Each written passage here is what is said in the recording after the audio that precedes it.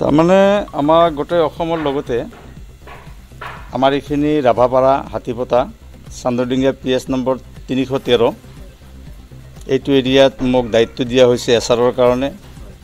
Actually এছআৰটো আমি বহুত মানুহে বুজি পোৱা নাই, আমি ভয়ত আতংকিত হৈ আছোঁ।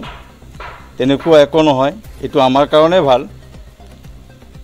এছআৰ মানে আমাৰ ভোটাৰ লিষ্টখন যিটো আমাৰ আগন্তুক 26ৰ নিৰ্বাচন আহি আছে, এই বিধানসভা নিৰ্বাচনৰ আগলৈকে আমাৰ শুদ্ধকৈ এটা ভোটাৰ লিষ্ট প্ৰস্তুত কৰাৰ কাৰণে আমাৰ অসম চৰকাৰে এইটো পদক্ষেপ হাতত লৈছে। এইটো অতিকৈ ভাল পোৱা বস্তু, খুবেই ভাল পদক্ষেপ লৈছে আৰু মই প্ৰত্যেকটো ঘৰে ঘৰে গৈ ভাল এটা সঁহাৰি পাইছোঁ। আৰু এই লিষ্টখন যিটো চাই আছে, এইটো এছআৰৰ ফৰ্মেটটো দিছে।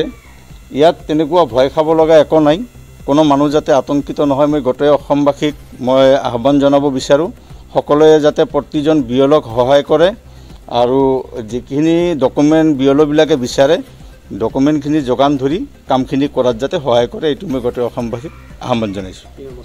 মোৰ নাম ইলিয়াছ আহমেদ, 9 বিৰচিং জৰুৱা সমষ্টিৰ 313 নম্বৰ PS।